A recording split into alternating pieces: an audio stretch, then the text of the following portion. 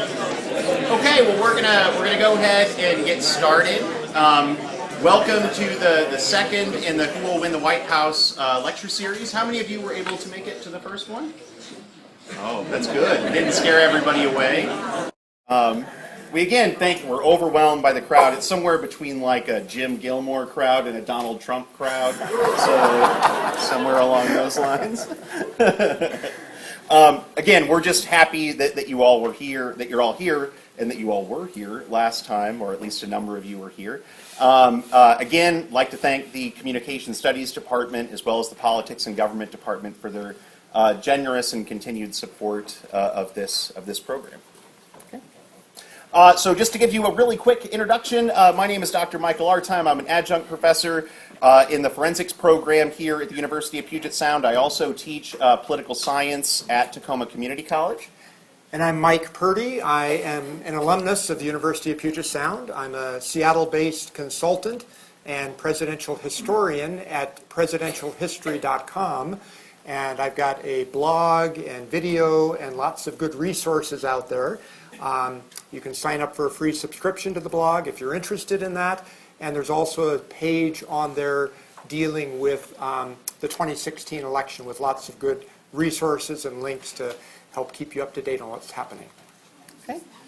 Great. Just to give you a general overview of what we're doing, as well as some opportunities beyond the lectures to get involved with this. In general, we have three goals. One, we want to be nonpartisan. That doesn't mean that we're not critical, but we try not to betray our partisan leanings in the way that we present information.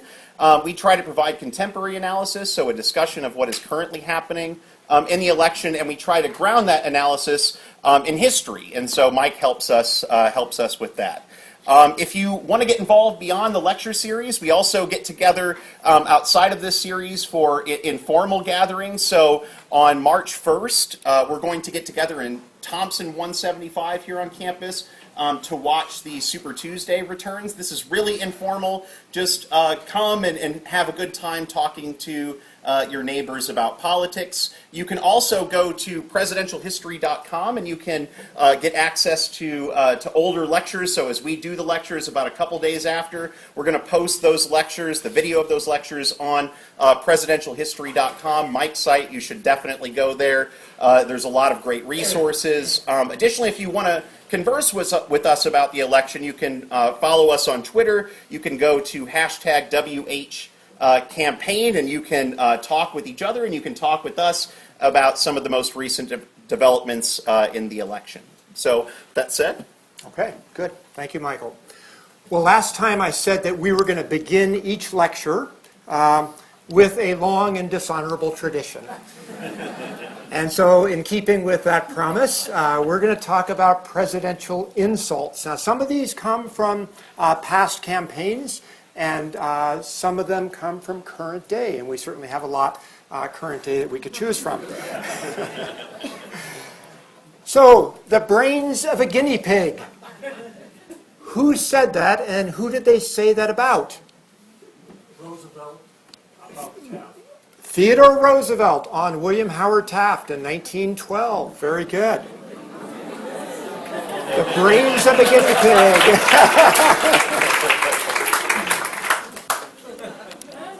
A bully. Any idea who said that? This is current. Donald Trump. Well, Trump is part of it. It's about Trump, but it was said by Jeb Bush. Okay? A non-entity with side whiskers. This is from history. It actually wasn't during a campaign, but it was Woodrow Wilson's reflection on Chester Arthur. A feckless weakling. That's current. Christie on Obama. Very good. Chris Christie on Obama.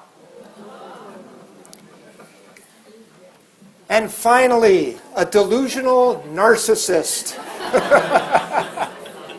Who's the narcissist, first of all? Trump, okay. Who said it? Everybody. Everybody. Well, we're going to attribute this one to Rand Paul. Okay.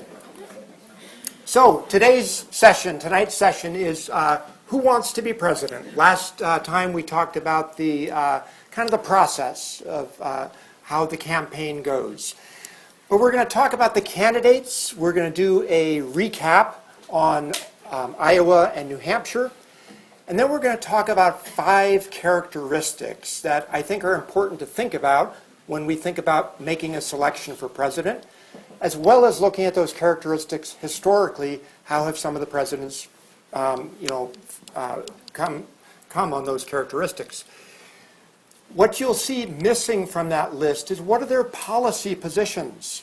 And we're going to talk about that the next time we meet on March 10th. We'll talk about policy.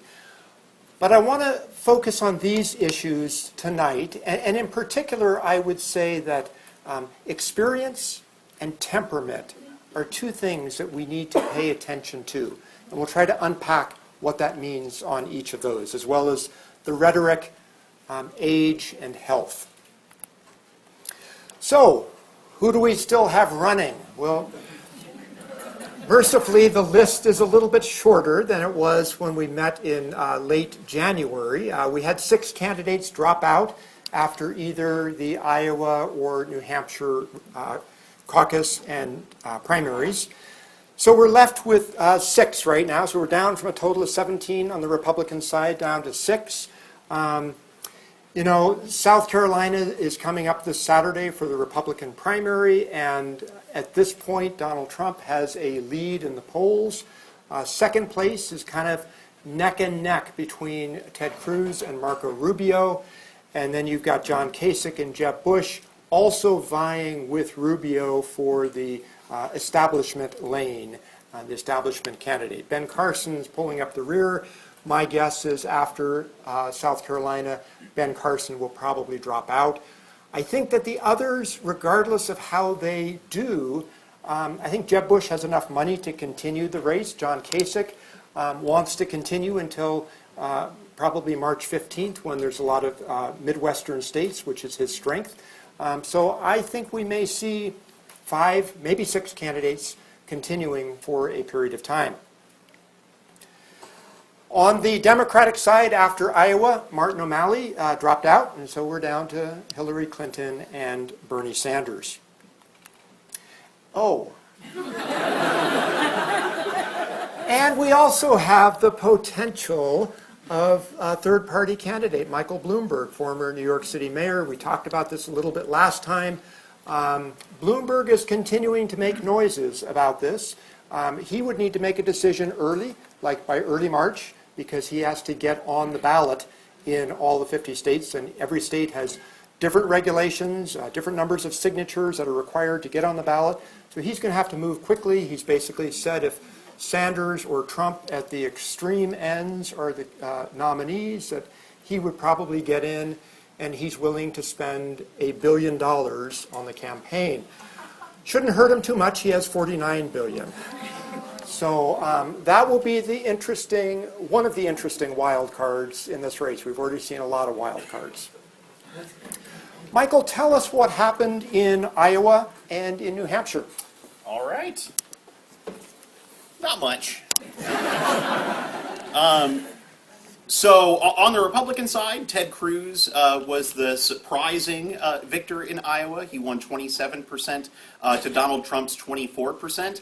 That was surprising because the polls leading up to Iowa indicated that Trump was going to win. After these results came in, after the caucus results came in, Ted Cruz was accused of engaging in some dirty tricks. So the night of the caucuses, it was announced on CNN that Ben Carson was going to take a break from the campaign trail. He was actually going home to get a change of clothes from Florida. But Donald Trump's campaign, or Ted Cruz's campaign, sent an email to their precinct captains, to other people working for the campaign, that they should tell as many people as possible that he was taking a break, that Carson was taking a break from the campaign trail, and that he was going to make a big announcement the next week, giving the indication that he was going to drop out of the race. And then the email also indicated that that Cruz supporters should try to get Carson supporters to caucus with them. The idea being that those who are supportive of Carson, a heavily evangelical population, would likely align themselves with Cruz if Carson was no longer in the race. Additionally, there was a mailer that was sent out by the Cruz campaign telling people that they had engaged in a voting violation. So let me read you what this mailer said. It said, "You are receiving this election notice because of low expected voter turnout in your area. Your individual voting history, as well as your neighbors, are public record. Their scores are published below, and many of them will see your score as well. Caucus on Monday to improve your score, and please encourage your neighbors to caucus as well. A follow-up notice may be issued following Monday's caucuses." Scary. So they say that this is not much different than the way that other campaigns have gotten in touch with constituents. Shaming people to vote is not something that is entirely unheard of. But some of these accusations, I think, stunted Ted Cruz's momentum coming out of Iowa. Now, it maybe hasn't hurt him too much because the most recent NBC Wall Street Journal poll shows that Cruz is leading nationally over Donald Trump, although many other polls suggest otherwise. On the Democratic side, it was a little close on the Democratic side, so it took a long time to get the results. It ended up being, after some recounting was done, it was about 0.25 percentage points that differentiated Hillary Clinton from Bernie Sanders, so an incredibly close race. And given that Hillary Clinton was the perceived frontrunner going into the Iowa caucuses, even though she emerged victorious, a lot of the discussion was, why didn't she do better? And how did someone who is as far behind as Bernie Sanders was, how did he become competitive or reach a virtual tie with Hillary Clinton? So it was difficult for her, I think, to generate some momentum leading from the Iowa caucus results. In New Hampshire, on the Republican side, Donald Trump won 35% to 15%, a fairly decisive victory. We'll see whether or not that leads to any momentum for Trump as we head into South Carolina. The results in New Hampshire led Chris Christie, Carly Fiorina, and Jim Gilmore to drop out of the race. I don't mean to pick on Jim Gilmore tonight, but I don't really understand the decision to get out of the race. He got 12 votes in Iowa, and then he got 133 votes in New Hampshire. If that were to continue, I mean, he'd be in the thousands before you know it, and I don't have anything against him. I don't know him very well. On the Democratic side, Bernie Sanders won 60% to 38%. This was a big night for Bernie Sanders. It was this 22-point victory was larger than a lot of people were anticipating. The Real Clear Politics poll average before the New Hampshire primary suggested that Bernie Sanders would win by about 13 percentage points, so he outperformed that by about 9 percentage points. So the margin of victory here was important. Again, we're going to have to wait to see whether or not this will impact momentum moving forward. Does this victory in New Hampshire give Bernie Sanders momentum as they head into the Nevada caucuses that are occurring on Saturday? That's something that we'll have to see. If we look at the current state of the race, on the Republican side, you need 1,237 delegates to win the nomination. Right now, Donald Trump is in the lead with 17 delegates, so still a long way to go there. On the Democratic side, you need 2,382 delegates to win the nomination. Hillary Clinton right now is winning 394 delegates to Bernie Sanders' 44 delegates. The reason why Hillary Clinton has such an edge in the delegate count right now is because Hillary Clinton has an edge in terms of superdelegates. These are party leaders in each state which can decide to pledge their vote at the national convention to whoever they choose. The important thing to note with these superdelegates is they are not bound to vote for any particular candidate. So what happened in 2008 was that a lot of delegates, a lot of these superdelegates had pledged their support to Hillary Clinton. But as Obama did well throughout the primary and caucus season, a number of them defected from the Clinton campaign and aligned themselves with Obama's campaign. So one of the things, if you're a Sanders supporter, that you might be hoping for is that as he does well, or if he does well in future states, that Hillary Clinton's edge on the superdelegates will diminish as some of those superdelegates start to align themselves with his campaign. The interesting question, and an important question to ask after these results, is whether or not the results in Iowa and New Hampshire are predictive. And so to give us some analysis about that, I'll turn things over to Mike. So this is what our financial advisors tell us, right? Past performance does not necessarily predict future results. So we could look at Iowa and New Hampshire results. We could go back in time and think, 2016 was not supposed to be the year where a socialist candidate kind of dethroned the establishment candidate Hillary Clinton. It was not to be the year where a celebrity billionaire ends up kind of pushing into the territory of Jeb Bush, who was the establishment favorite. So expect the unexpected. And so what we've seen in the past in terms of some results may or may not happen. A lot of things are being turned on their head in this election cycle. So we had a split in Iowa and New Hampshire on both parties. So the last time somebody lost the nomination, even though they had won both Iowa and New Hampshire, goes back to 1972 with Senator Edmund Muskie losing the Democratic nomination. And the last time somebody won the nomination, but they lost both those states, was 1992 with Bill Clinton. So where does this take us then? Let's take a look at the Democratic race a little bit. So Iowa and New Hampshire are very demographically white and liberal. And if you look at this chart here, you'll see that only Vermont has a higher percentage of whites and liberals. So this is Bernie Sanders' main constituency, or a major part of his constituency. So he was lucky that Iowa and New Hampshire come early on in the election cycle.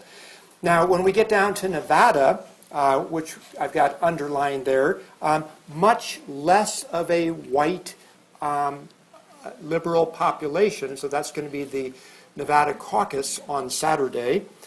And now the polls, however, in Nevada basically show it neck and neck with Sanders and Clinton, with Clinton having maybe a 1-point lead or something like that. We actually don't know how accurate polls are. In Nevada, there have only been 7 polls done on the Democratic race. Only one of those was done this year. It was done by a Republican firm. So we don't know how accurate these things are going to be. We'll have to wait till Saturday and see. And then South Carolina becomes much more Clinton territory. Huge African-American population, which is termed Clinton's firewall. So in other words, Clinton almost for sure will win the South Carolina primary. The only question is by how much, and whether Bernie Sanders begins to erode into her current lead. How much of a lead does she have when the votes are actually cast? So what we've got going forward from this point is we've got this Saturday, a couple of days, we've got the South Carolina Republican primary and the Democratic caucus in Nevada. Then on the 23rd, which I believe is Tuesday, we've got the Nevada caucus for the Republicans, and the following Saturday, South Carolina for the Democratic primary. And then, of course, March 1st, Super Tuesday, when many, many states, a lot in the South, which is going to be more favorable to Hillary Clinton, it's going to be favorable to Ted Cruz and probably Donald Trump, maybe Rubio as he tries to make some inroads there. But we will know a lot more after March 1st, so come on March 10th when we meet again, we'll be able to kind of dissect it and see what kind of trends are we seeing, who has dropped out, who's still there.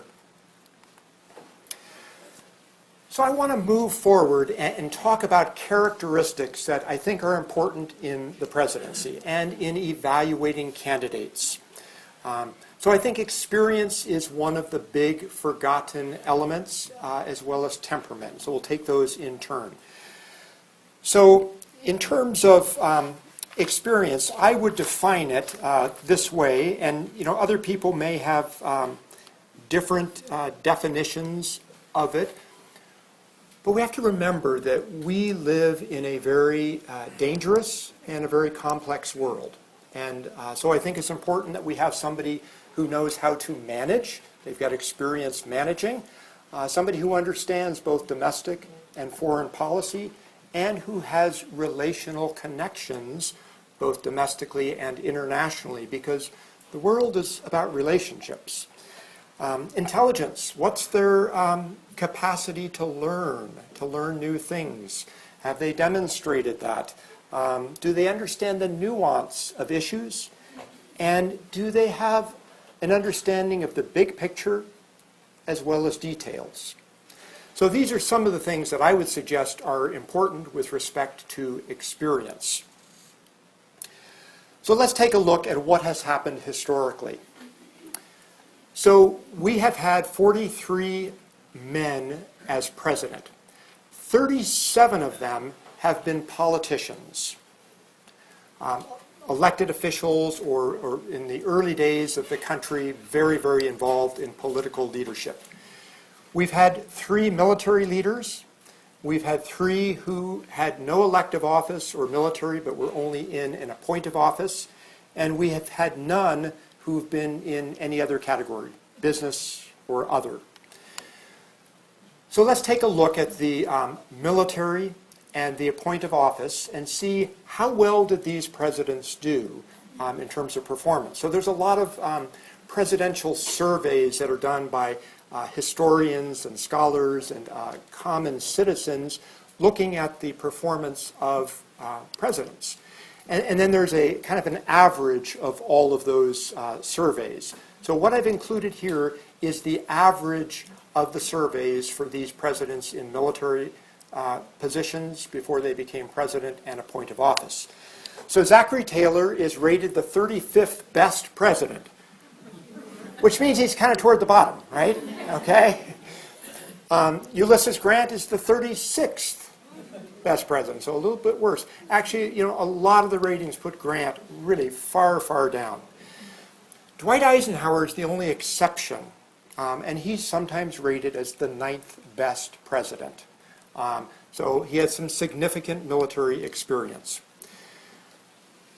Chester Arthur, 28th, he rated. Now, Arthur is interesting. I've included him on appointive office, even though he was vice president for 6 months before he assumed the presidency upon James Garfield's assassination in 1880.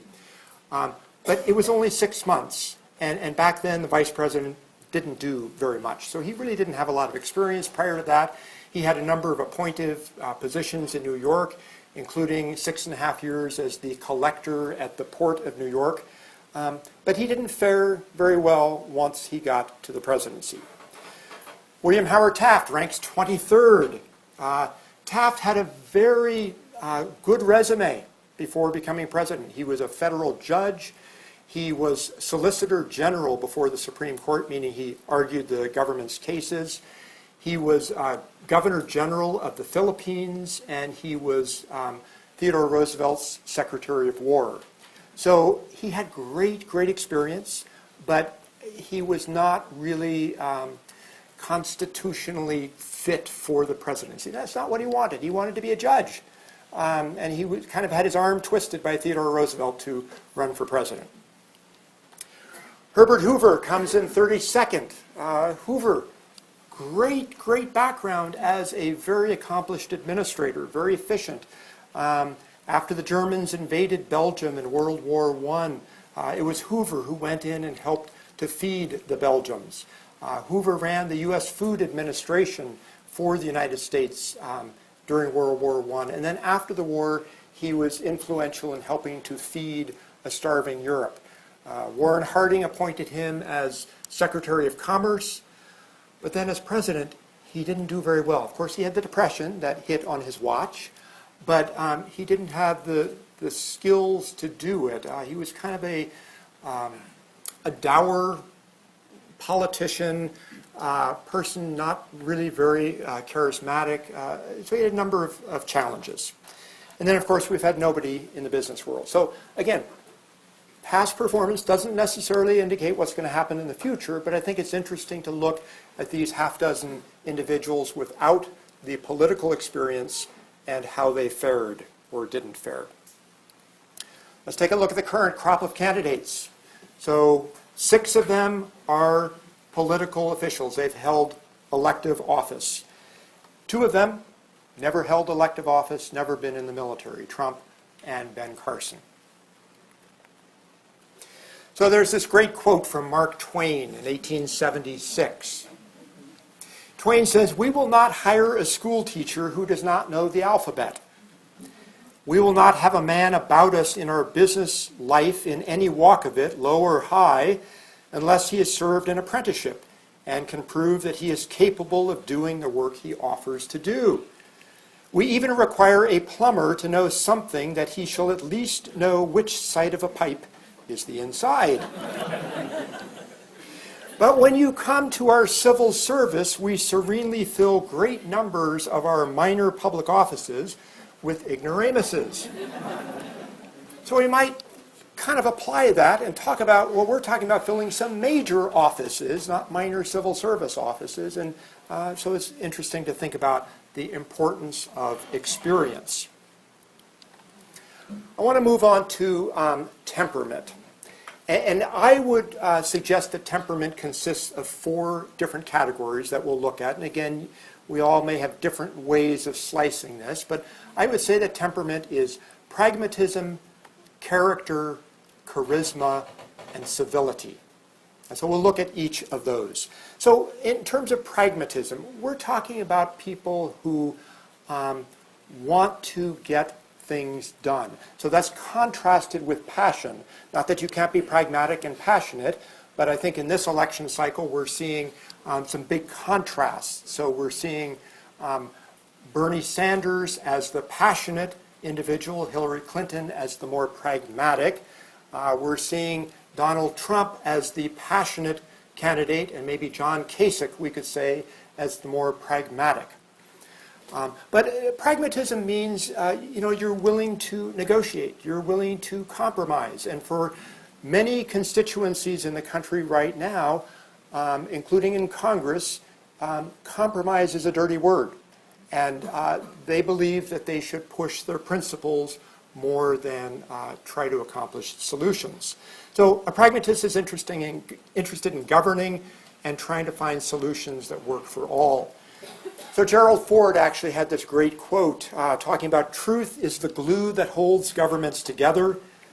Compromise is the oil that makes governments go. Franklin Roosevelt, I think, is a great example of a pragmatic president. There's a quote from FDR where he said, "This country needs, and unless I mistake its temper, the country demands bold, persistent experimentation. It is common sense to take a method and try it. If it fails, admit it frankly and try another. But above all, try something." Very pragmatic. So Roosevelt took over, in the depths of the Depression, trying to be pragmatic and trying to solve some issues. So I also want to look at pragmatism from the standpoint of what is involved with the presidency, actually, and what's the role of the president.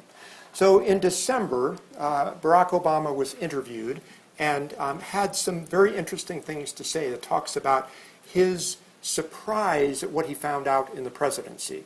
So I want to go through and read this because I think it's a very good quote and something that everybody could learn from. Obama said, What I didn't fully appreciate, and nobody can appreciate until they're in the position of president, is how decentralized power is in this system.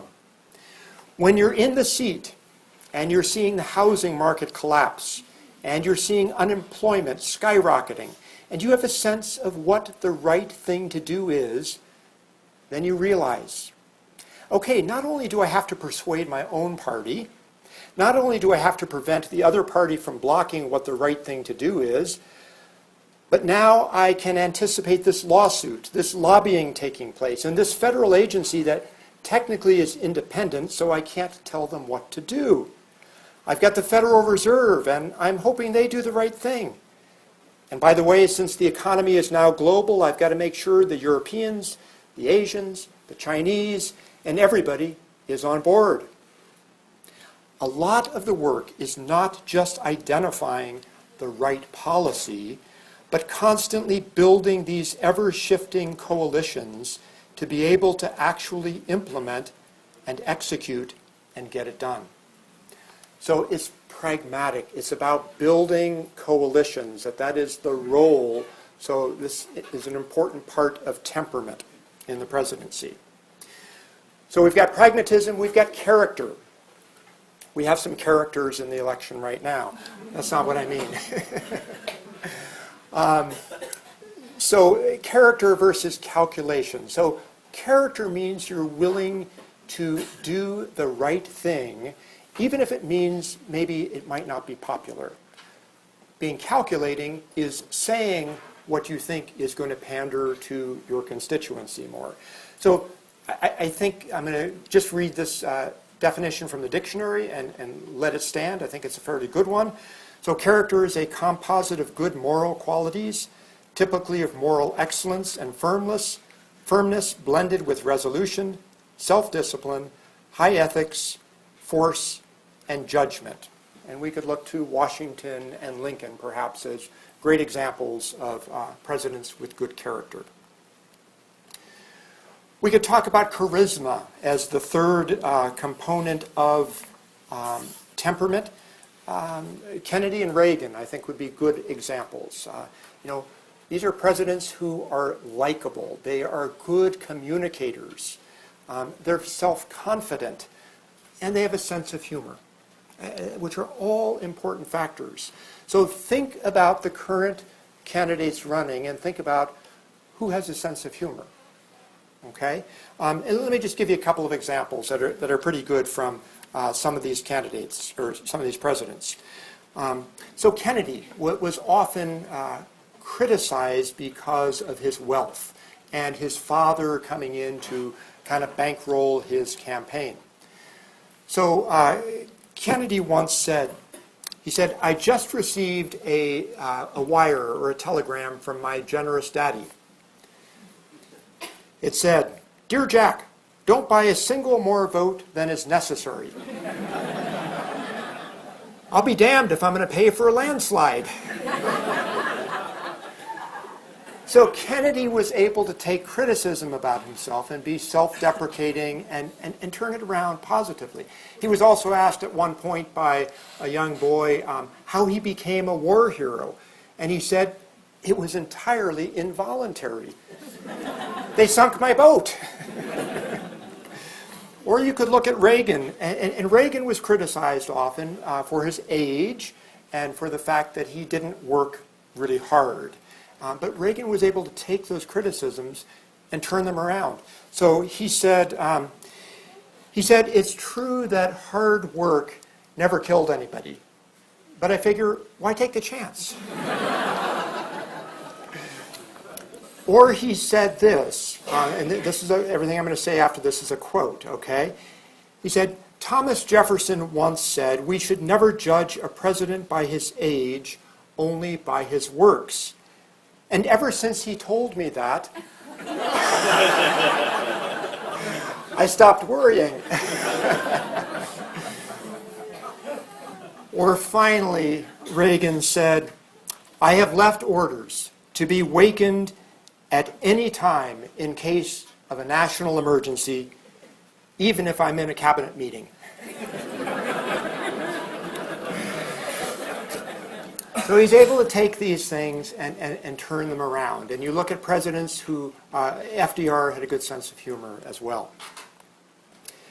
And then finally, this fourth piece of temperament I would call civility versus combativeness.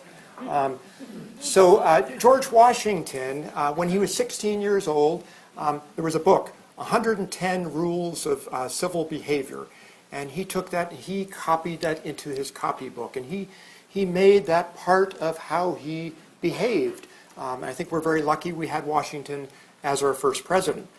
Gerald Ford learned a lot about civility through 25 years in Congress. And Congress was a very different institution when Ford was there. So civility is an ability to listen to others. It's being receptive to others' positions. It's being the master of your own emotions and maybe more importantly, your tongue. It's being able to agreeably disagree with others. It's treating other people with respect. And then I think it is agreeing on values and principles that are important to all of us. Now, I wish the candidates were here tonight because I'd like to say this to them, okay? That I think what we need to do is we need to agree on things that we can all agree upon and then figure out what are the programs and policies that we should implement to get there. And we're going to disagree on those programs and policies. But if we can agree on some basics, I think we would go a lot further as a country. So this is my list of values and principles. We want a stable society. Hopefully everybody could agree to that, Democrats and Republicans. We love America, and we want the best for it. We want to keep our country safe. Everybody should be treated with dignity and respect. Now, there's a lot behind some of these statements, and you're thinking about some of the debates we hear, but if we can go back to the basic core of what we're trying to accomplish. Everyone should have enough food. Everyone should have adequate housing. We want people to be healthy. We want our people to have good jobs. We want our children to be well educated. We deplore physical violence against people, and we should balance our priorities with our pocketbook. So, again, you're thinking all the debates and all the different positions that candidates have, but if we can come together and agree upon some basics and then talk about how do we govern based on these things. So I want to give you two examples of candidates who I think have done a bad job and a good job of this issue. So one is the issue of attacking the motives of another, and the other is affirming the motives of another. So we look to the current campaign. We could find many examples. I just happen to pick on Marco Rubio tonight. And Rubio says this about Obama, that all this damage he's done to America is deliberate. It's deliberate. Okay? And I'd want to say, I think Barack Obama loves America, regardless of whether you agree or you disagree with his policy positions. But we need to tone down the rhetoric and be more civil to one another. So that's an example of attacking the motives of a candidate, or in this case, a president. For the example of affirming the motives of someone, another candidate, I would refer to a very surprising choice. Richard Nixon. So Richard Nixon, in 1960, running against John F. Kennedy, and he said something very interesting in his opening statement at the first debate on September 26, 1960. Here's what he said in his opening statement. He said, "The final point that I would like to make is this. Senator Kennedy has suggested in his speeches that the Republican Party, that we lack compassion for the poor, for the old, and for others that are unfortunate. Let us understand throughout this campaign that his motives and mine are sincere. I know what it means to be poor. I know that Senator Kennedy feels as deeply about these problems as I do. But our disagreement is not about the goals for America. It's not about the values and principles. It's not about the goals for America, but only about the means to reach those goals. It would be nice if we had more civility of that type, I think, today, which is why I wanted the candidates here, but they said they wouldn't come. So.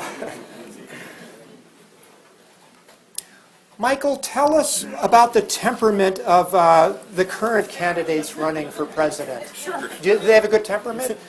Well, I mean, I think you just need to look at the faces. It's serene, calm, yeah, something along those lines. So I'll start with Donald Trump, and I'm going to talk about Donald Trump and Ted Cruz, and I'm going to talk about them. And I hope that what happens the last time doesn't happen this time. So I talked about Chris Christie last time and criticized him a bit, and then he dropped out of the race. And so, I don't want to use this space to drive candidates from the election, but if that's what happens, I'll continue to tell the truth. So Donald Trump has insulted a lot of people. In this election, it's probably easier to talk about who he hasn't insulted than it is to talk about who he has, but he's talked about the disabled, reporters, Iowans, Muslims, Seventh-day Adventists, African Americans, Asians, women, POWs, his competitors, and today, interestingly, the Pope. So it takes a bold man to pick a fight with the Pope. So that's he gets bravery points, at least, for that. And so I think the question with Trump is, Bobby Jindal said at the beginning of this election cycle that Trump is a madman who must be stopped. And I think that there's this question, is he mad? Is he a madman? Is he crazy? Does he know what he's doing? Or is he, more savvy than we give him credit for? And I think the danger is in underestimating his ability to make smart political choices, even if you vehemently disagree with his policy positions. So, point out a couple articles here. This is an article from the Huffington Post by Rick Shankman, who wrote a book, Political Animals, How Our Stone Age Brain Gets in the Way of Smart Politics. And he says, which brings me back to Donald Trump. How he makes his voters feel is not in question. Like nobody else in this year's election, he has validated the feelings of voters who for years have felt neglected, put upon, and vulnerable. The mainstream media may think of them as dumb. Let's be real, this is how they're regarded by elites.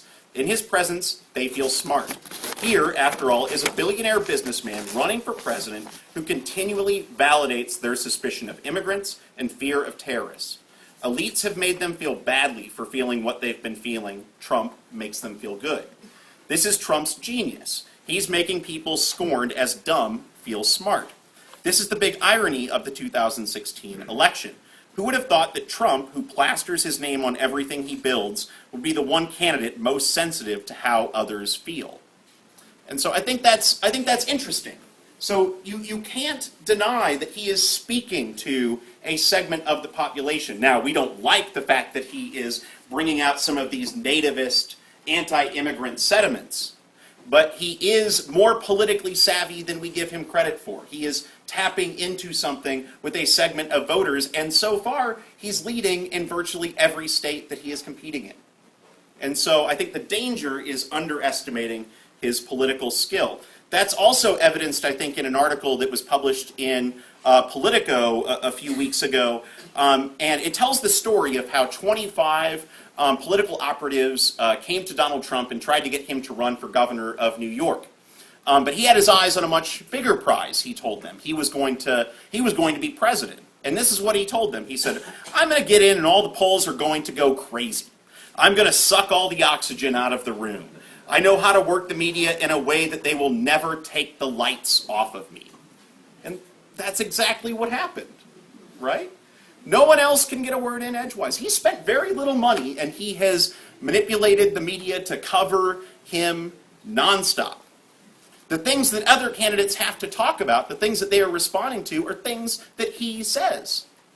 So he is dictating the campaign in the same way that he was predicting a couple years ago. That does not mean that he has good character. This is just my list of things that you might call Donald Trump, and I think all of those things, all of those criticisms are fair. But I also think that you make a mistake underestimate the degree to which he is appealing to voters and the degree to which he is politically savvy. One of the difficulties for Donald Trump is that when you engage in this sort of activity, when you exhibit this form of character or temperament, a lot of people don't like you. And so he is going to have trouble in this election cycle. If you look at this, chart here, it shows the percentage of people that have unfavorable views of different candidates. You can see that he's right at about the 60th percentile here. So about 60% of the voting population has an unfavorable view of Donald Trump, which means that in terms of his support, he might have a relatively low ceiling there, which could be problematic. And that's also evidenced by the fact that when you ask Republican voters who their second choice is, it's not often Donald Trump. So people that support other candidates, their second choice isn't Donald Trump. So as those candidates get out, it's not as if those voters are automatically going to jump into the Trump camp. Now, one thing that if you're a big Trump supporter, and I have offended you and you haven't left yet, he also, if you look at a general election matchup between Donald Trump and Hillary Clinton, the one positive sign for him might be that she also has relatively high unfavorability ratings. She's over 50%. So more people than not have an unfavorable view of Hillary Clinton. And so that might be a challenge for both of them if they were to emerge from their respective parties in a general election matchup. Next, Ted Cruz. Why do people hate Ted Cruz? Lots of people don't like him very much. He's especially not liked in D.C., and I think that The Atlantic had a good perspective on that a couple weeks ago. They said, in the 3 years since he arrived in the U.S. Senate, Ted Cruz has become easily the most hated man in Washington, a fact he's now using to his advantage as a presidential candidate. But why? He knows his tactics are bound to fail, but pursues them to debase his Republican colleagues under false pretenses and endear himself to the base as the only authentic conservative. Said the expert, who was speaking on condition of anonymity, he is incapable of delivering anything but theater. And so that is the perspective that operatives in D.C. have of Ted Cruz. He has certainly, his temperament has not won him many supporters in Washington. If you look at those who are backing him, he does not have many endorsements from establishment Republicans. This is one of my favorite quotes in the election cycle. It's probably mean to show this, but I enjoy it very much. This is from Ted Cruz's roommate in his freshman year in college, who said, and I want to be clear, because Ted Cruz is a nightmare of a human being. I have plenty of problems with his politics, but truthfully his personality is so awful that 99% of why I hate him is just his personality. If he agreed with me on every issue, I would hate him only 1% less.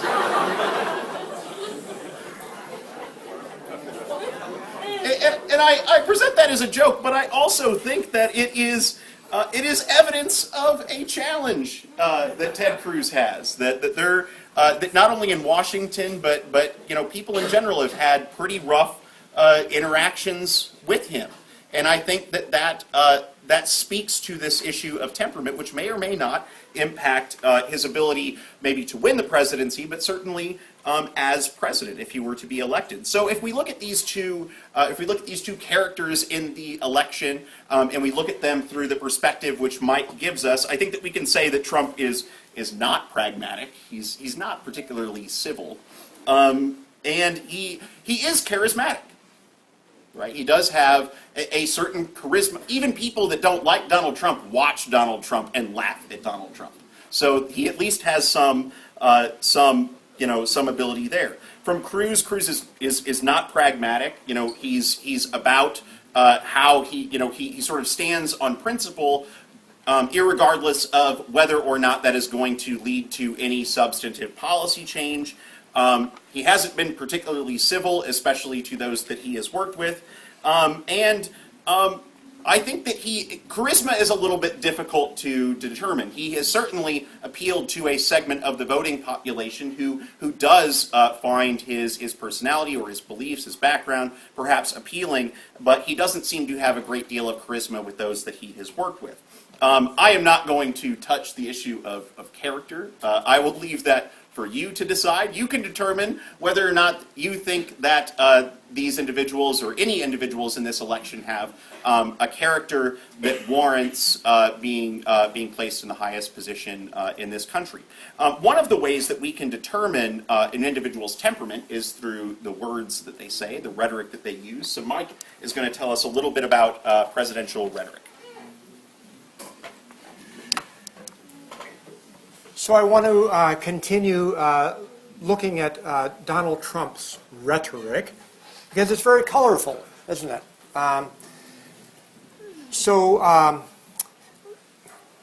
One of the things that Trump does is he doesn't appear to have a lot of self-awareness.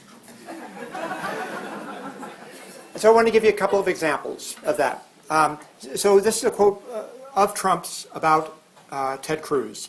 He said about Cruz, "You can't walk in and scream and call people liars and not be able to cajole and get along with people.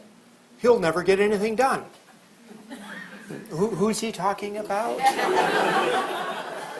Okay? Or another one, along similar veins, you could change the she here about Rosie O'Donnell to he, and it might be interesting. But Trump says about Rosie O'Donnell, "She talks like a truck driver. She doesn't have her facts. She'll say anything that comes to her mind." Okay? So it's some very inflammatory rhetoric that we are hearing in this campaign, not just from Trump, but from really all of the candidates, I think. A lot of inflammatory rhetoric. Trump appeals in large measure to white, uneducated men, to other people too, but that's a major part of his constituency. And how does Trump speak? Well, he uses very simple, common words, words that everybody understands. Amazing, disaster, weak, dangerous, incredible, loser, terrible, dumb, bad, huge, disgusting, stupid, nasty, horrible, terrific. I mean, words that evoke a lot of meaning, that are simple and common. And he repeats them over and over and over. One of the things that Trump is a master of is his messaging in the campaign. He's got a couple of things that he drives home. He says it every time. He has an audience. He says it basically in the same words, and that's what he says. So he's got a common message. So we could all, I'm sure, come up with what his common message is.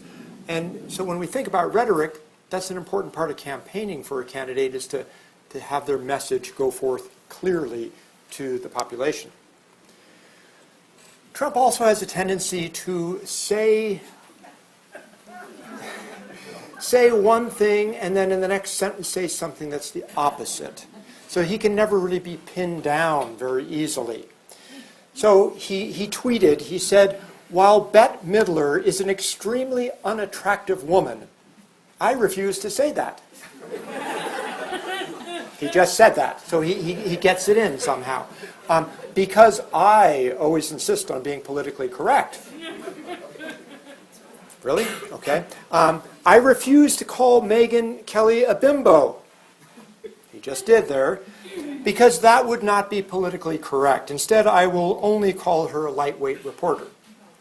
So he's gotten his message in. He's kind of dancing around some of these issues. Or again, picking on Rosie O'Donnell. Rosie is crude, rude, obnoxious, and dumb. Other than that, I like her very much. Okay? And he'll say this about many people. He'll attack them. He attacks Ted Cruz, and then he says, "I like Ted." But then he'll say, "Ted is nasty. He's a liar. But I like him." And so there's this talking out of both sides of his mouth. And then shortly after Trump declared his candidacy last summer, his attack on John McCain. So look at this. He said, McCain's not a war hero. He's not a war hero. He's a war hero because he was captured. I like people that weren't captured. So is McCain a war hero or not? Well, he said both. He's not a war hero, and he's a war hero. So he's very manipulative in his rhetoric. So this has been the subject of, the rhetoric in this campaign has been the subject of a lot of articles. One was published by Reuters last Saturday called Loser, Jerk, Insults Fly on the Republican Campaign Trail. And you actually know two people who are quoted in there. Dr. Michael Artime and myself were actually quoted in that article. So you can take a look at that.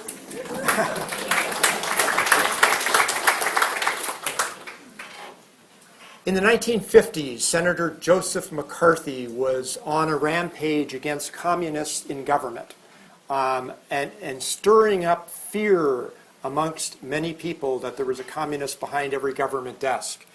And Joseph McCarthy's trajectory started to go down at one key moment. It was a Senate hearing about the Army. And McCarthy is on the Senate hearing panel, and an attorney for the Army is speaking, and McCarthy is attacking lots of people. And this attorney said this. He said, "Sir, have you no sense of decency? Sir, have you no sense of decency?" And I think it's a word that needs to be said today, probably, with some of our candidates. So moving from rhetoric, we want to focus on age and health. We'll look at past candidates and presidents, and we'll look at the current field of candidates. I think this is important because the presidency is an incredibly demanding job. It's 24/7. You know, you've all seen these pictures of the president on Inauguration Day, and then you see their picture 4 years later or 8 years later, and they have aged significantly, okay? So 54 years and 11 months is the average age of our presidents. Is anybody 54 years old right now? You could be president, you know, it's the average. So, and it's interesting, kind of the range. So we had 9 presidents in their 40s, from 42 to 49. The big bulk were 50 to 55. We had 16 of them. Between 56 and 60, 8 of them. And from 60 to 65, 8 of them. We've only had 2 presidents older than 66 or older. That was William Henry Harrison in 1840. He was 68. He died 32 days later. Very important distinction there. And Ronald Reagan, who was 69, almost 70. So the youngest presidents, 5 youngest, Theodore Roosevelt assumed the presidency when he was 42 after McKinley's assassination. Kennedy was the youngest elected president. Clinton at 46 is third, then Grant and Obama. Let's take a look at the 5 oldest. And not that past things that happen are any prediction of the future, but age in a critical position is something to consider, along with experience and temperament, as well as policy positions. And we'll talk about policy positions on March 10th when we meet. So Reagan was the oldest. Dementia started when he was in the White House. Most critics believe that happened. William Henry Harrison, we talked about dying in office. James Buchanan at 65 was a very ineffective president. Most people say he was the last rated president. He was the worst president ever. George H.W. Bush, no real age-related issues there. And Zachary Taylor at 64 died in office. So we don't have a good history here. We've got 2 who died in office, 1 dementia, and 1 the worst president ever. Okay? It's just a consideration, something to think about, and put things in perspective. So let's look at the current candidates.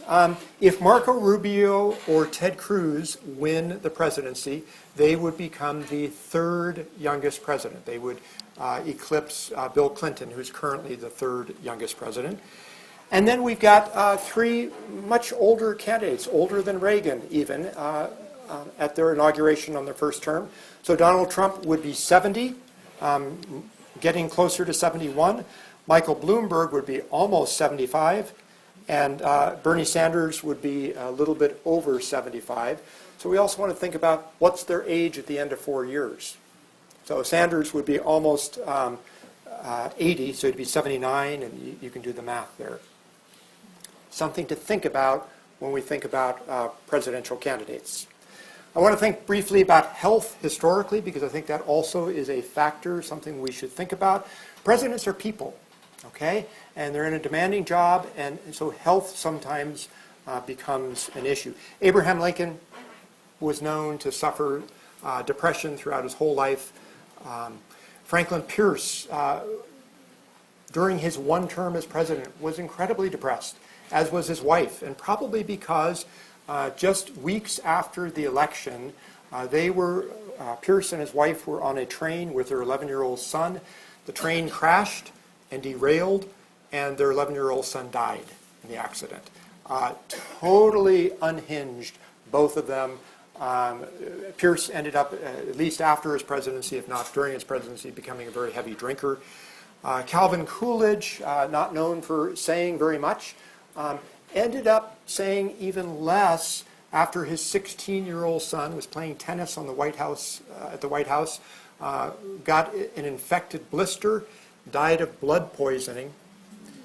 Coolidge said when he died, the power and the glory of the presidency went with him.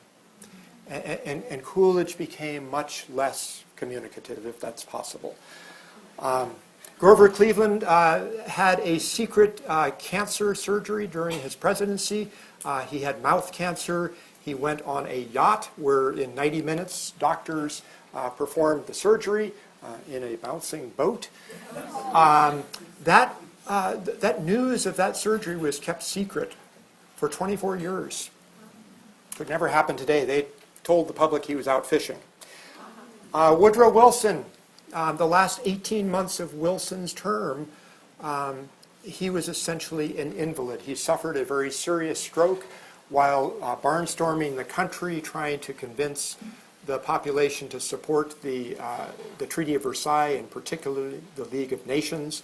Suffered this massive stroke, and actually many people say that Edith Wilson, his wife, ran the country during that time, and she was probably our first female president, really. She made decisions, she controlled access to the president, and very few people had access. Franklin Roosevelt, of course, polio. There's only 2 or 3 pictures of Roosevelt in a wheelchair.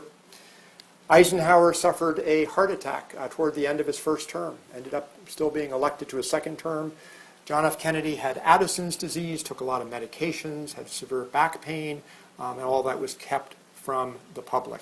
So health ends up becoming a potentially important issue, especially when you look at kind of the age of some of the candidates.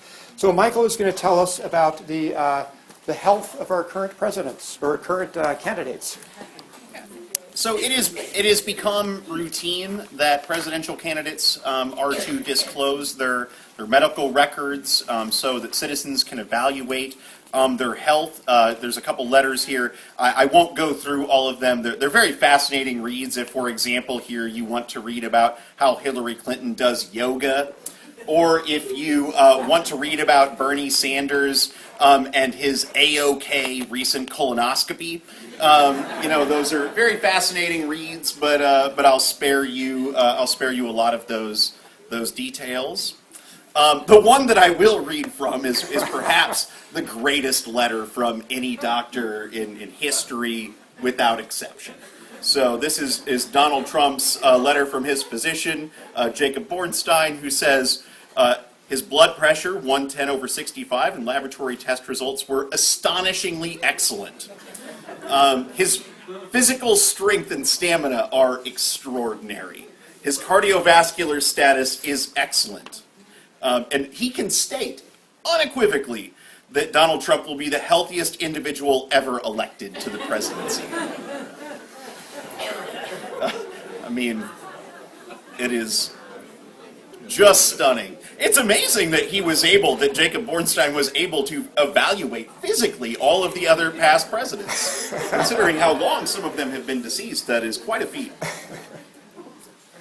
I want to caution us a little bit, though, on this examination of health, in this emphasis on health during elections. Well, first, I have this from Ted Cruz here. I don't have records from Ted Cruz, but I do have a promise if you enjoy French fries in the cafeteria that after he is done repealing Obamacare, that French fries are coming back. So, if you're excited, yeah. Alec, that is good news. Big fan of French fries. But I do want to caution our emphasis on health just a bit. This is I found this on Bernie Sanders' website here, and this is a letter from one of his supporters. And in this letter, this supporter says, "I have been fighting my entire life to prove that, although I am a woman who uses a wheelchair due to muscular dystrophy, I can accomplish anything. I can be anything. When I heard you announce you would be releasing your medical records before the Iowa caucus, I was honestly disappointed. Not in you as much as I am disappointed that the United States is still such an ableist country. What kind of message does this send to people with disabilities? It tells them that if we are not physically fit, we have no right to do the big jobs, including becoming President of the United States. What if Franklin Delano Roosevelt was pressured to release his medical records before his election? What if, because of his polio diagnosis, he never became president? What if we never got the New Deal?" And so, cautioning us, perhaps, to avoid, that there are questions that we can ask, but to watch the way that we talk about health, especially the health of the president. And I think that there's one very clear example of the way that our rhetoric can cause problems in this election.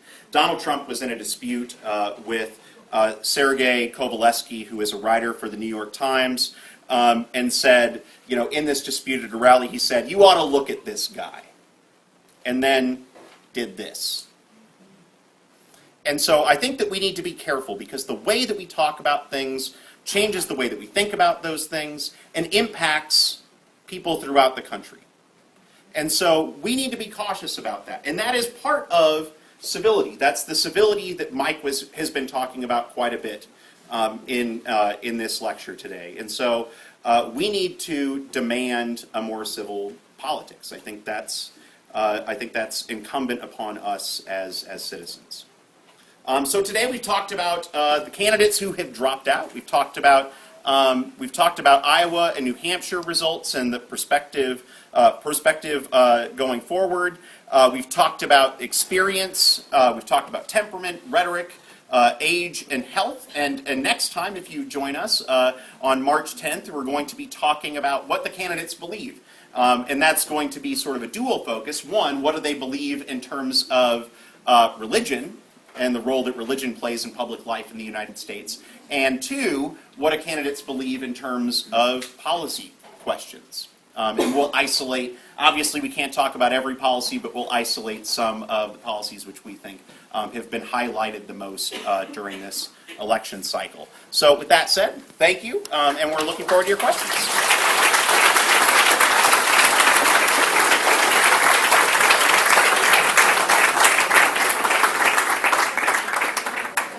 So we'll take some questions, and I will repeat the question so that everybody can hear it, since we are recording this as well. Any questions? Yes, sir. I had a question about superdelegates in the race, especially on the Democratic side right now, pertaining to Hillary Clinton and Sanders.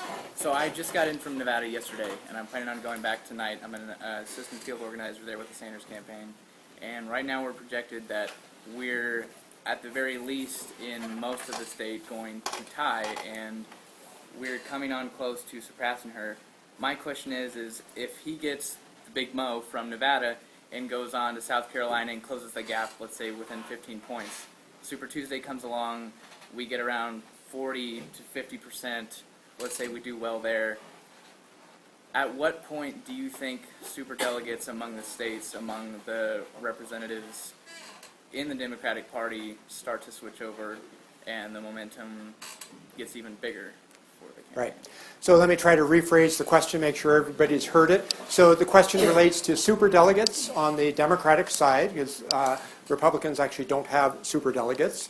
But the question relates to if Sanders begins to do well, if he does well in Nevada, if he comes close in South Carolina, and then does fairly well in Super Tuesday, at what point might the superdelegates, remember these are people who are governors and senators and party officials who can go with whoever they want, at what point do they begin to shift over? Maybe they're Clinton supporters now. At what point do they begin to shift to Sanders? I think you would probably see that shift if the handwriting was on the wall that Clinton's delegate count, she couldn't win the nomination. Or if there's this huge groundswell. I think if Sanders, let's say on Super Tuesday, if he loses most of the races, that's going to be a tough sell that superdelegates aren't going to shift. If he wins a bunch of them and those are surprises, then maybe we might start to see some superdelegates shift. In Nevada, I think Sanders has one superdelegate committed and Clinton's got 3 or 4. Michael, do you want to comment on that? Yeah, so I think that it's going to be different for Sanders than it would be for Obama. And so Obama was still seen as more of a mainstream Democratic candidate. And so it was easier, I think, for people to switch their support to Obama in 2008 than it would be for some mainstream Democrats to switch to someone that they think is more of an outsider in this election. So I think that the 2008 might not be the perfect comparison there. So I think that Mike is right that it would really take, in my mind, it would take a Clinton collapse in order for that to happen. It would have to be. Yeah, it would be much later. It would be much later. It'd be after Super Tuesday. You're looking sometime in May or April or later. Yes. Let's just say for conversation purposes that the two choices end up Trump and Sanders. And out of that comes our local newspaper happened to indicate there seems to be a strong interest in the development of third, maybe even a fourth party. One on the D side that's not happy with their choice, one on the R side that's not happy with their choice. Would you talk about the potential for a third or fourth party and what that would do? So the question relates to if we came down to Trump and Sanders being the nominees, what are some of the implications in terms of potential third-party candidacies and even fourth-party candidacies? What would that look like? So we know that Michael Bloomberg has said, whether he follows through with it or not, we don't know, but he has said that if it is Trump and Sanders, that he would probably run as an independent. It's a fairly high hurdle in a couple of respects. One is just getting on the ballot in all 50 states. So take Texas as an example. To get on the ballot in Texas, he would have to get 80,000 signatures in a 2-month period of time that couldn't start until March 2nd. Those 80,000 would have to be from people who did not vote in the March 1st Super Tuesday primary. So he's got 2 months to do it. And every state has their own different rules on how to get on the ballot.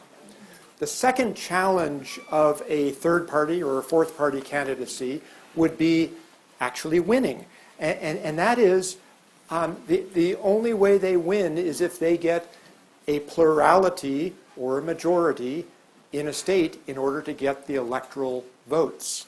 The last time we had a third party candidate who got electoral votes actually was 1948.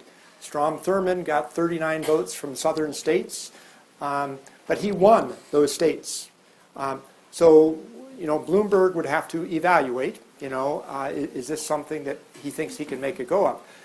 I think partly behind your question might have been, Democrats or Republicans who are unsatisfied with their nominees. Are they thinking about maybe doing a third-party candidacy?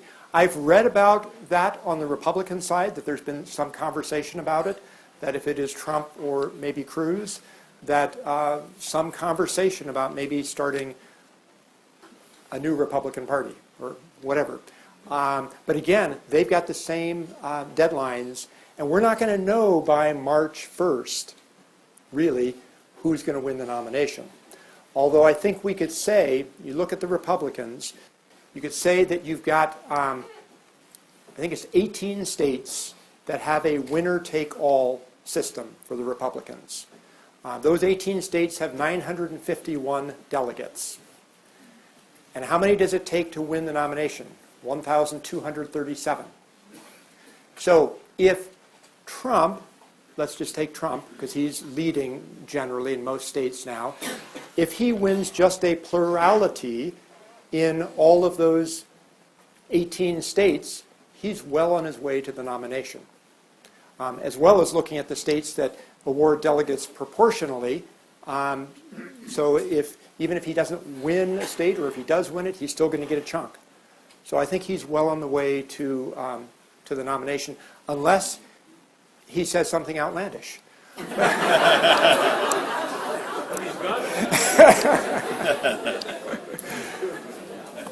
Okay.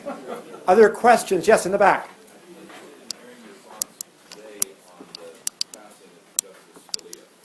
So thoughts on the passing of Justice Scalia and kind of some of the implications of that. Michael, do you want to take a crack at that? Sure. I mean, I was personally struck with how quickly things became political. I mean, within minutes of the news sort of officially breaking, it immediately became a partisan fight. So, Mitch McConnell, Senate Majority Leader, says that they're not even going to consider an Obama nominee at this point. And I think that there's very little that can be done to make them consider them. So, first of all, they're going to decide whether those hearings happen.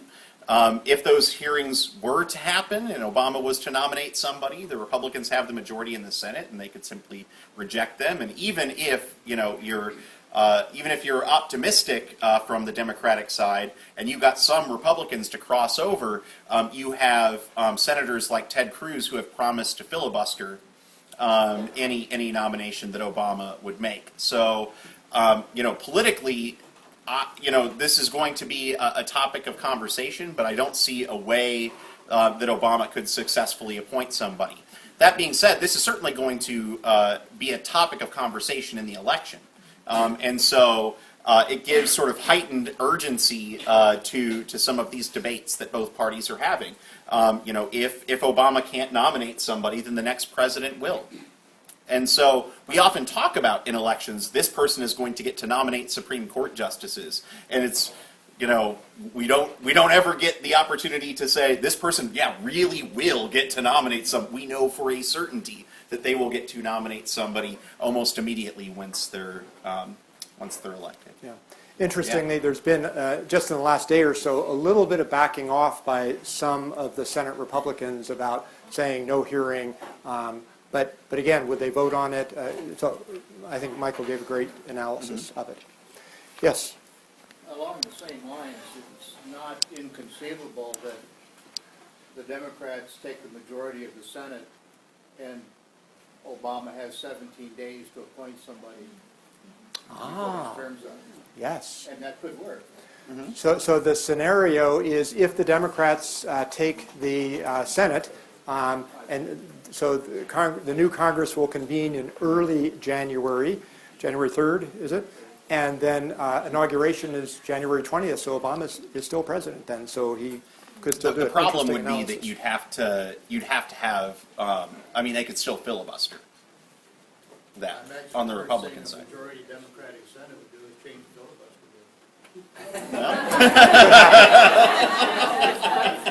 Yeah. It would be. Sure. Yeah. There is so much at stake on the Supreme Court. And so I think both Democrats and Republicans are going to really fight very strongly on it. And we'll have to see how that all plays out. Interestingly, some Republican senators were floating the idea of ending the filibuster for Supreme Court nominations, that was certainly before all of this happened. So that has been a topic of conversation. Yeah. Yes. Assuming the scenario we're talking about, Obama appoints somebody, no hearings, what do you think that's going to do for the electorate? Which side tends to benefit from that type of a scenario? Yeah. So the question is, which side is going to benefit if Obama nominates somebody, but this thing is filibustered, or there's no hearing, there's no vote? I think this vacancy on the Supreme Court has the potential to bring out both sides in the election. It's going to bring out ultra-conservatives who see so much at stake with the passing of Scalia, and it's going to bring out, Obama's going to either nominate kind of a middle-of-the-road consensus candidate or a very liberal candidate, and in either event, I think it's going to bring out a lot of votes. So, yes? Why does the Democratic Party still have superdelegates? Why does the Democratic Party still have superdelegates? Because they want to be able to control who the ultimate nominee is, the establishment to be able to control it. My prediction is that the Republican Party in 2020 is going to have superdelegates. Because they have just seen their party hijacked. Isn't that kind of where we came out of in history? Absolutely. We have gone through this cycle of who makes the nomination. We talked about this some the last time. So starting with congressional caucuses and then state legislative caucuses nominating people, then the rise of political parties, and then the rise of primaries and caucuses, because we want to give the people a say in the voting and who gets nominated. But the party has always kind of been there to try to temper some of the excesses. Democrats have that ability. Republicans don't have that ability right now. Yeah. Yes? If Sandra Day O'Connor were to agree to come out of retirement and to come as a temporary person back to the court, how would that work? Wow, interesting question. If Sandra Day O'Connor were willing to come out of retirement as a temporary justice, how do we think that would play out? They would not confirm her. She would have to be confirmed, yes, because she's no longer a justice. Yeah. Yeah, that would be my prediction. Yes. I wonder if you can talk about the requirements for the presidency outlined in the Constitution and what that might mean for Cruz. So the question relates to the requirements outlined in the Constitution and what that might mean for Ted Cruz. So the Constitution says a couple of things. It says the president has to be 35 years old. They have to have lived in this country for 14 years. And they have to be a natural-born citizen. So the courts have never defined natural-born citizen. Is a natural-born citizen someone who is born on U.S. soil, or is it somebody who is born a citizen naturally to an American citizen or citizens, even though it's overseas? So that natural-born definition would be contrasted with being naturalized. So you're not originally a citizen, but you have to get naturalized. So what does that mean for Ted Cruz? Donald Trump has threatened recently to file a lawsuit against him. There's already a couple of lawsuits on that very issue. There's also a Florida Democratic congressman who has said that he will file a lawsuit if Cruz is the nominee. Now, where's that going to go? How will the courts decide? Oh, we have a Supreme Court 4-4. Okay, it could be really interesting, but it's never been formally decided, and there's really things on both sides of the issue, I think. I mean, as I mentioned last session, you can go back to the 1790 Naturalization Act, Immigration Act, and it basically said that if you were born to an American citizen outside of the United States, you were a natural-born citizen. So that's a congressional act, 1790, very close in time to the Constitution, 1787. The other interesting thing to think about is the Constitution says the president has to be natural born, and it says that senators and representatives just have to be citizens, not natural born citizens. So did the founders mean that that should be something different than a citizen? Those are all things that the courts eventually are going to have to sort out if it goes to that. Yes? He had a dual citizenship, so you think that will come into play on this whole citizenship? So, Just relinquish that, correct? yes, so Ted Cruz had dual citizenship in Canada and the United States, and a year or so ago he gave up the Canadian citizenship, and the question is, would that come into play on this? My guess not, that it wouldn't come in. I mean, I think one of the things that I think courts are going to need to look at, so Canada's our friend, right? Okay. Would we think any differently about this issue if the candidate in question had been born in Russia or Iraq or Syria or Afghanistan, had lived in the United States for 14 years, but the majority of their adult life had been in that other country? Does that look any different? Does that feel any different? I don't know. So ultimately it's going to be something the courts end up having to deal with. How about Kenya? Question in the far back. Yes. Is this polarized between Trump people? I mean, we laugh at them, but Yeah. it's not an Yeah.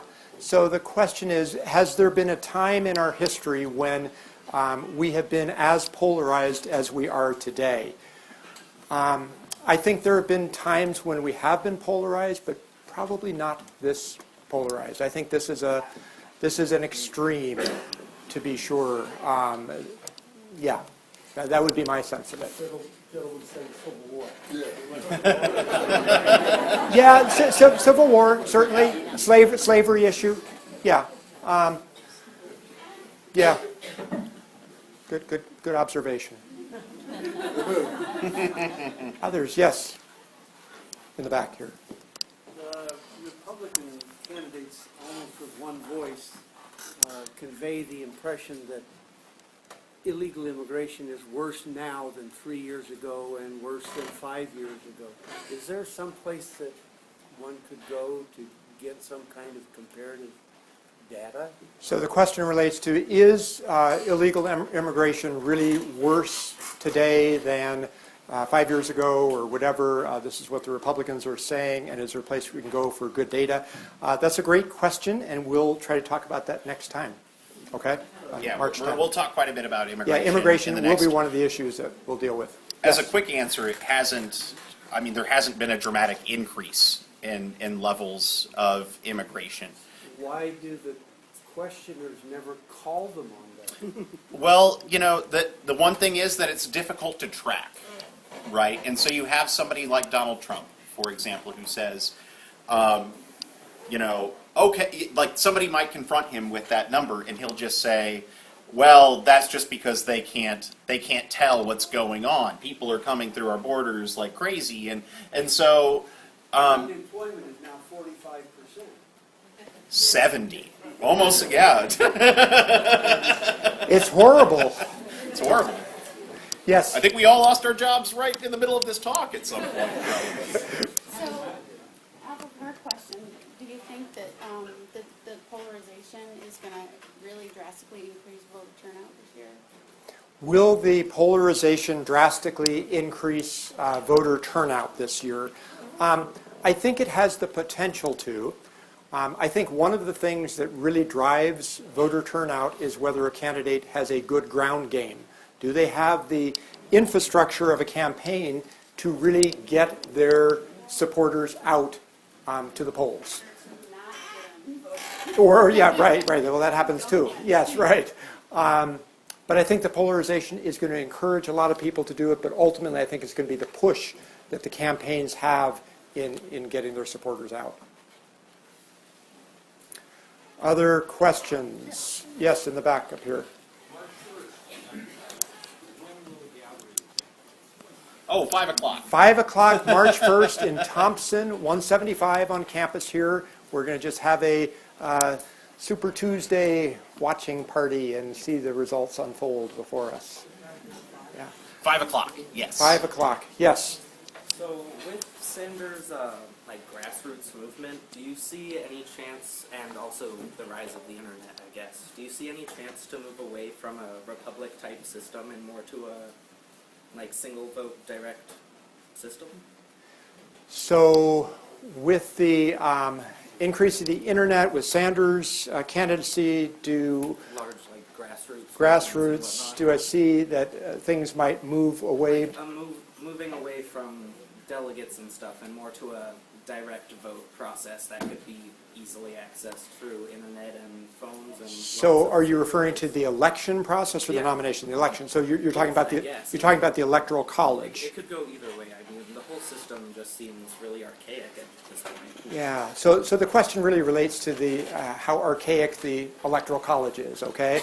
And so we're going to end up talking about the electoral college in a lot of depth on the 4th lectures. This is the second one, and we've got March 10th, and then March 24th. We'll talk about the electoral college a lot.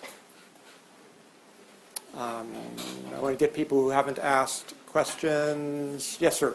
I hate to ask this question again. I asked it last time. But with the advent of another investigation into Hillary, and I think Hillary will get the nomination, what happens if she gets, after Super Tuesday, she gets the delegates, which I think she will, I think.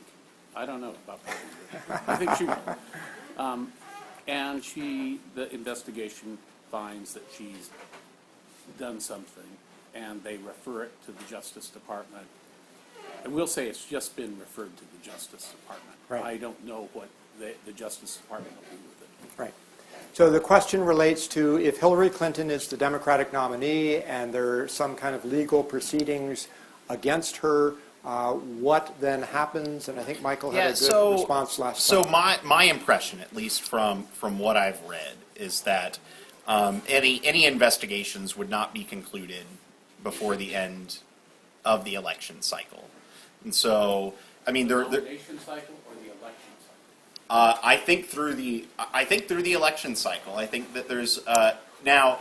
I mean, I could be wrong about that. If that was the case, then that's a question for Congress, who would have to do an investigation. Obviously, we've seen historical examples of impeachment proceedings. If it was to happen during the nominating contest, if something like that were to happen theoretically during a primary process and a candidate didn't have the number of delegates, then that's an easier fix, and that the convention would take care of that.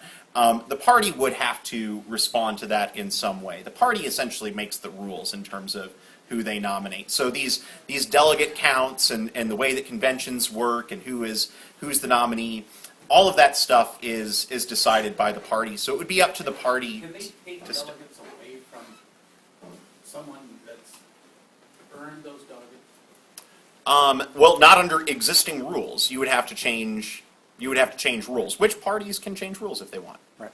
Right. If it would take they would have to have a vote of the party, and there would have to be some decision that was made there by them. Yeah.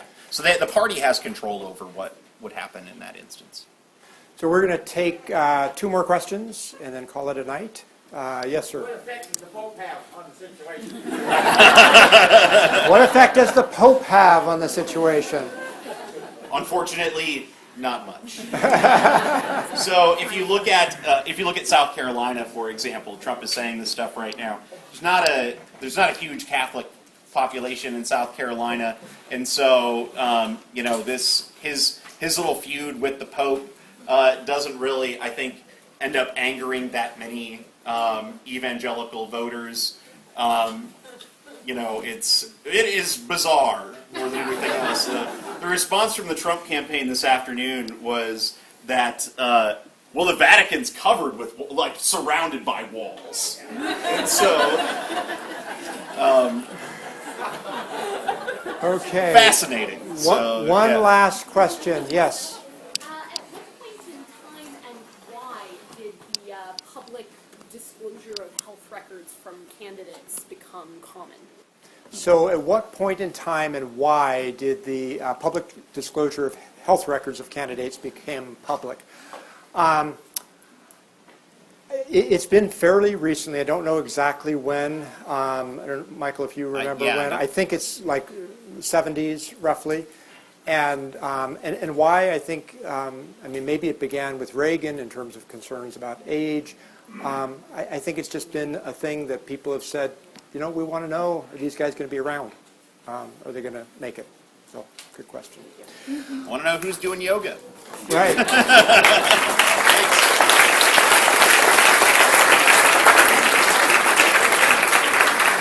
Thank you all very much, and hope to see you on March 10th for the next lecture.